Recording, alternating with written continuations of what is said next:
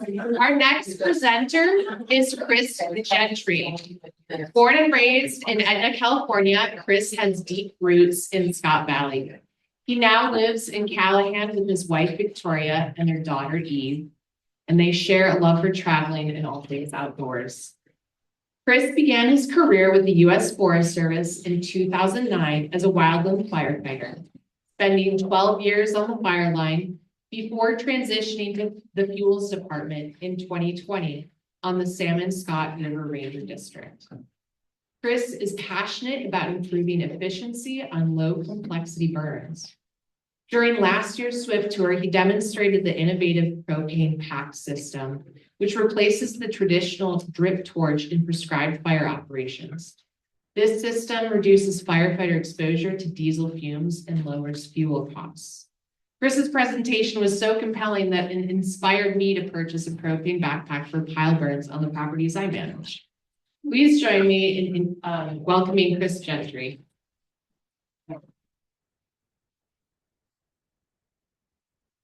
Thank you, Molly. So if I could get everyone to either stand up or raise your hand, preferably stand up, if you will. We're going to start off with a little exercise.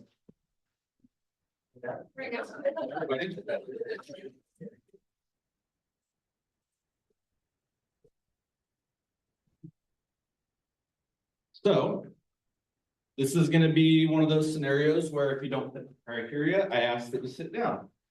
So please sit down if you actively work for the United States Forest Service. Currently. If you're currently employed by the U.S. Forest Service.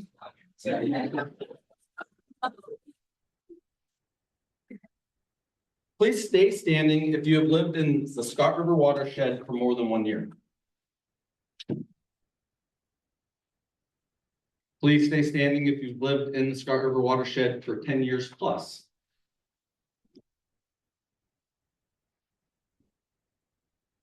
Please stay standing if you're familiar with the East Fork Scott project, specific to the U.S. Forest Service. Please stay standing if you're familiar with the mastication and pile treatment that we did on Masterson Loop. And please stay standing if you are familiar with the hazardous fuels treatment we did on Hayden Ridge and the prescribed fire that we completed in January. So I was demonstrating right there that there's a lot that's going on in our watershed that people might not be familiar with. I appreciate the participation. Point being, there's a lot going on in our mountains, and I'm here to give an operational update on what we completed in the 24-25 season. I'm here to give an update on what we completed in the East Fork Scott up until now. And with that being said, try this thing out.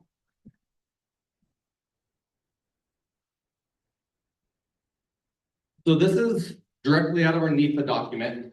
The goal of the project objectives are to improve forest health and resilience and early commit to late seral habitat, enhance meadow and oak woodland habitat, reduce sediment from roads and abandoned mines, protect and enhance riparian habitat and stream shade, and improve firefighter and public safety. This is the project location. Notably, you can see the checkerboard between private lands, private timber, U.S. Forest Service, your public lands. So it's pretty diverse. We also have state DPA or direct protection areas, and then the federal direct protection areas when it comes to wildfire response. Specifically today, when I woke up this morning, I had a decision to make. And I kind of got this idea from Morgan Connectly, but that was, do I put on my landowner hat? Do I put on my Forest Service hat? Do I put on my community member hat? And there's been somewhat of a common theme within this event, and that's becoming better neighbors. So I put on my neighbor hat. So representing the U.S. Forest Service, I really appreciate my job and what I do. but that's just a little background on that because fire knows no boundaries, water knows no boundaries, and so coming at you guys from that perspective. So these are some of our treatments for the 24-25 implementation season. So this is specific to just the East Fork Scott project. We did 874 acres of manual thin and pile, 83 acres of mastication, and then prescribed fire for winter of 24-25 is 368 acres. And that's not counting some of our numbers from last year. So we did burn spring of 24, and I have those numbers here. So for the project total, we have burned up to now roughly 1,100 acres of hand piles on the East Fork Scott. And then we have close to 700 left. So 1,700 acres of total of hand piles. And in steep terrain, that's a pretty significant amount. So stuff that we have slated moving forward, I'll speak to a couple different things real quick. Our fuel shop, we have 2 new employees. We have Paul Buckner, who comes from the Salmon River Hot Shots. He's also the chief of the Scott Valley Volunteer Department. And he's our new fuels battalion. And we also got another fuels tech that is one of, I believe, only 4 PSD drone ignition operators in the state. So we're incredibly thankful to get Phil Parashis as one of our counterparts. We're incredibly proud of our fuel shop. There's a lot of turmoil and different things going on and uncertainty, but we have our core group has never been stronger. We have the right people in the right positions to continue to do more and greater things. So we're incredibly proud of that fact. And adding the aerial ignition side, if you guys don't know, it's where you could take a unmanned aerial system or a drone, and then you would put ping pong balls in there, and we could use that on prescribed fire, so we could reduce the risk to our firefighters and increase our ability to reintroduce fire on the landscape. So getting Phil in-house in Fort Jones in that position with the drone sitting there is a pretty big achievement. And then getting some of our community members like Paul integrated with Zeke Jones, Ty Isbell, and myself is pretty awesome. So we're very proud of that. Moving forward, this spring I'm starting to help write a burn plan. We have roughly a couple hundred acres planned of underburn on. We're going to start on Hayden Ridge. Some of it will be within the footprint of where we already did the first treatment, which was the pile burning. And then we had a treatment on the other side, which was a commercial thin. So that's coming down the pipe this spring. And then some numbers just for year-to-date numbers from the start of the project until now. We've done roughly 1,000 acres of mastication. We've done 1,312 acres of commercial thinning. We've done 1,835 acres of pre-commercial thinning. And then we have 1,237 acres of underburn on the books, not necessarily meaning that we're going to get all those acres, because we will cut it up based on geographic features and different holding features and what makes sense. But that's what we have on the books. And we removed 20,150 tons of saw timber and 13,543 tons of biomass off the East Fork Scott project. So it's been an amazing project. And as you guys know, this is the headwaters of our river, and there's a lot going on. There's we have a lot of partners that we have been working with, and yeah, it's really exciting. And I'm my specialty, my background is I'm the guy that gets rid of the pile. So just keep that in mind. That's my specialty: fuels reduction, hazardous fuels reduction. So this is part of an oak woodland restoration / fuel break. This is taken directly off that Masterson loop. These piles were built this summer, and we still have a lot of work to do. A lot of that contract happened later in the year, and so the piles are still too green, but we were able to take a little bite out of it. And then just geographic location, it's with some of our lowest elevation. So as the weather events happened, we were running out of room and getting pushed farther and farther down the mountain. And then with the snow, I couldn't get up to showcase some of our other units, but this was just one of the, just a representation of a hand cut pile. We went in with chainsaws, cut the brush and smaller trees out of there, built hand piles, burned it, and then this is kind of the end product. This is in that same footprint. We call it Acorn. It's off that Masterson Loop. This was the 83 acres of mastication we did. We have a lot of different tools in our toolbox, and I'm just presenting some of the different options and different treatments that we do. You know, we kept the larger diameter trees and stuff, but we took out a lot of the understory and just reoriented the fuels. So we got them, you know, basically reducing a lot of the ladder fuels for that part of the fuel rig. So what do you guys notice in this picture, in this slide? Buildings. What else? So if this is in that near the confluence of Grouse Creek, in that nice little valley there in that Masterson Loop area, and then this is, you know, we have a lot of homes out within the forest, and rightfully so. It's absolutely beautiful. But as we have continued to suppress wildfire, we need to do something with the fuel loading. So up top there, all those little dots, those are all hand piles. So they extend for, I would say, close to 1.5 miles. And there's multiple benefits of some of those treatments, but one of them is getting a fuel break. So if there's potentially a fire on the other side of the hill, these people will have a little bit more safety, give us better chances as firefighters. And then vice versa, if there was a human start, it would give us just a better opportunity to get in there and do something. So it's just learning. You'll hear the term WUI, wildland urban interface, and that's just homes out in the wildland.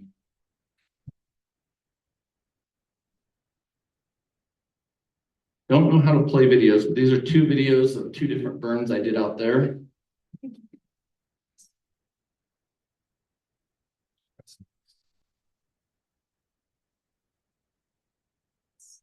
So this is kind of representing some optimal conditions, which the snow burned off the pile. So you have a non-burnable in between.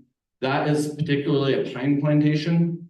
And if you're on a south-facing slope in a pine plantation and you're burning, the time lag in which the fuels dry out could happen rather rapidly. So that it poses a situation where it's a very difficult environment to burn in and maintain control of your burn. So that's one thing that's been critical for us is, you know, seeking out those opportunities when you have a situation like that. This is also just us burning, no snow on the ground, but wet conditions and great piles, optimal burning conditions. So those are both good representations of amazing days that I have doing my job. They don't all go like that, and there's a lot of stress and there's a lot of gray hair that comes with it, but we're very you know, passionate and excited about what we do, and you know, removing these fuels is very, very important. Some other parts, non-fuels related and somewhat fuels related, would be some of the meadow restoration work. Megan spoke very well at length on some of the different projects that are going out there. And it's been really nice to see nonprofits doing projects on beds and having that good relationship and keeping that theme alive of not necessarily looking at things from a property line, but looking at things from maybe like a watershed perspective. And then also this is endangered plant I know nothing about other than this was a pile that we burned and the plant showed up. I'm sure Danica could speak at length to some of this stuff, but that was one of the core objectives was for this type of stuff. So with these projects, there's so many different things going on. Like I said, I'm specific to fire and fuels reduction, but we could have a panel of 30 people that work in our department that could speak to all of these specific things, and everything is covered, and we really try to put our best foot forward, and then we have a very big toolkit, and then we attack it with all of these different tools. And like I said, I'm here representing a couple of the tools that we have in the fire and fuel side.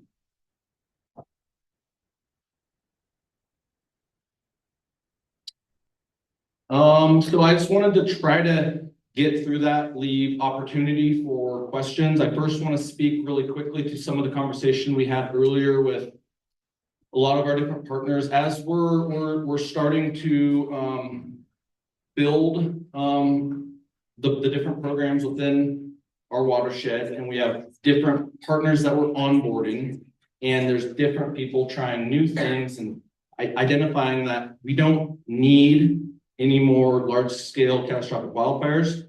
We need other options, and we need more tools in the toolkit. So something I've been working on with Patty Grantham, Sam, Mike's in here somewhere, I believe. And then as we're in the very infant stages of an idea, and that's all it is currently, is just an idea. But we are wanting to get more of the information on the prescribed fire side out to all of the different groups. So I would see that being rolled out as there's, one category of people that are landowners that are passionate, that want to do work on their property and help connect that checkerboard and boost these projects.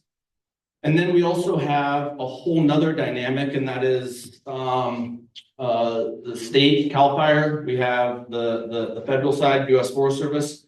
We have PBAs. We have private timber. So much of our land is checkerboarded with private timber. So all of these people strategically, I think, can come together. And so the idea is eventually creating some sort of workshops to, we're just right now identifying the problem, and then we're working together, and it's really exciting, but to come up with a solution to reintroduce fire on our landscape, to educate people, to know that some of the resources we have, like the fact that you could get on the state website and get a CAL FIRE representative to your property, and the fact that underneath the right conditions, they could provide you with a couple fire engines, stuff like that. So just getting the information out there, and then also it's multi-beneficial because you're just sharing information. So we're harboring a lot of information when it comes to low complexity pile burning. We developed the propane pack system, but a lot of people don't have that information. So it's just like here, an information sharing opportunity. So more to come. We're gonna hopefully build that out in the near future and roll that out. Questions? Minutes. I was interested in your mastication treatments, if there was going to be any follow-up treatment with broadcast burning or any other. So with these projects, we're limited to a lot of these documents, NEPA documents and decisions that were made were maybe potentially way before my time working in fuels.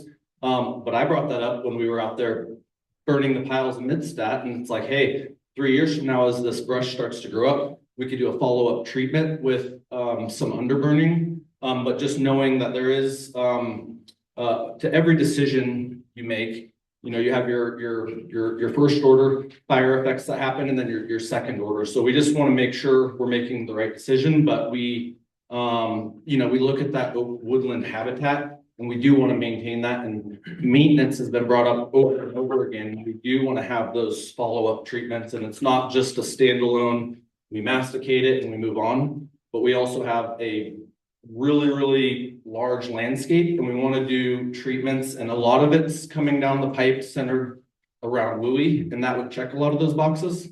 But yes, you're exactly right. I literally first day I was out there was like, hey, can we underburn this? This makes sense, and you're exactly right. I'd like to add that real quick. Yeah, so Chris is right. Some of the NEPA was inherited, but currently we are working on a fire and fuels EA across the forest, us in the Shasta Trinity. So that is taking place. I believe we're still in scoping, or I don't know which stage we're at right now because we're not doing it, almost to scoping.